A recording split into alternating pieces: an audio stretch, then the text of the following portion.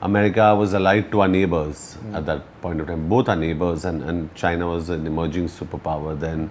So we needed to, we needed to stand our ground. There was no USSR at that point of time. USSR had broken up. अब हम डर के शांत नहीं बैठेंगे, करके बैठेंगे.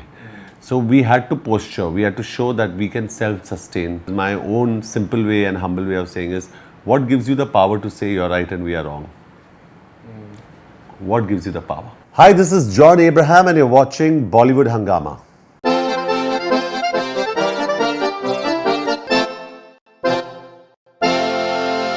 How important is it that maybe many times people don't value the freedom and the independence that they tend to have?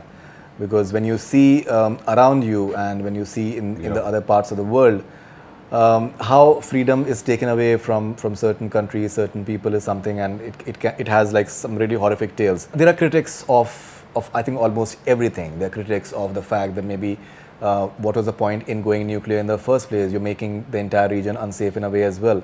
But the fact is that protecting your own territory is something which should be paramount for everyone. How do you look at various opinions which tend to happen, and especially about this entire nuclear stuff that we managed to do, because America was strictly against it at that point of time, but then everything settled down after a point of time. So how do you look at this, that there is criticism for almost everything, but maybe certain things they should be looked maybe in a broader context as well? Very simple. First of all, I think the world has become very polarized today. But let's keep that aside. Let's see what happened in 98. In 98, America wasn't an ally of India. Okay, America was allied to our neighbors at that point of time. Both our neighbors, and China was an emerging superpower then. So we needed to, we needed to stand our ground. There was no USSR at that point of time. USSR had broken up. There was Russia, and then there were the other states. So we had a very important dialogue in the film कि अब हम डर के शांत नहीं बैठेंगे, करके बैठेंगे. So we had to posture. We had to show that we can self-sustain. And when anybody thinks about nuclear, we always think about weaponizing. Yes, it was, it was a peaceful test in a way, but nuclear energy is also used for self-sustenance. We wanted to sustain. We wanted to make sure, like one of the scientists in the film says, he's got claustrophobia, and he realized that he wanted to conduct this test because one day the lift stopped, and he doesn't want the lift to ever stop. He wants every village to have light, which is why we wanted to be a self-sustaining power. Talking about that, I feel when we conducted the tests, you had the G5 at that time. You had the 5 powerful nations, first world nations, who felt they could be nuclear and who could dictate terms to countries that were not. Correct. My point is very simple. It is my own simple way and humble way of saying is, what gives you the power to say you're right and we are wrong? What gives you the power? You've said in the promo as well that America has tested so many nuclear bombs, and China has done as well, and it's America which is trying to police other people that you shouldn't be going nuclear. Yeah, I think so, and I think, and that's what I think the beauty of this film is. At the end of the day, who's the villain in this film? The villain in this film is a satellite.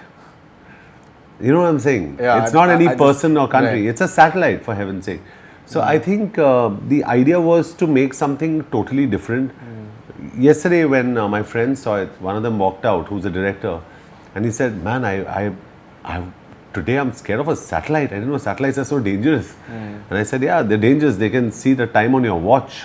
Even if you're sitting here, Faridun, there could easily be a satellite above us that could see what's written on your cap. And that's how satellites are today. They're probe. So I think we wanted to get that across to the world, saying the world is a very small place today. And India, below the noses of the Americans and these satellites, conducted this test. And if you Google Operation Shakti, and if you Google the Pokhran 2 test, and when you read it, fact reads more interesting than fiction.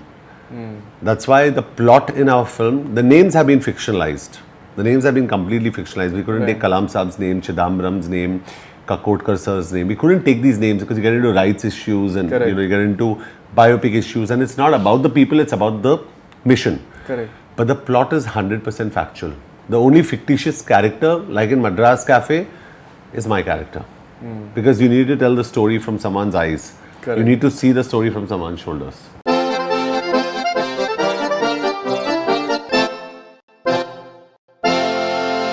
Hi, this is John Abraham and you're watching Bollywood Hungama.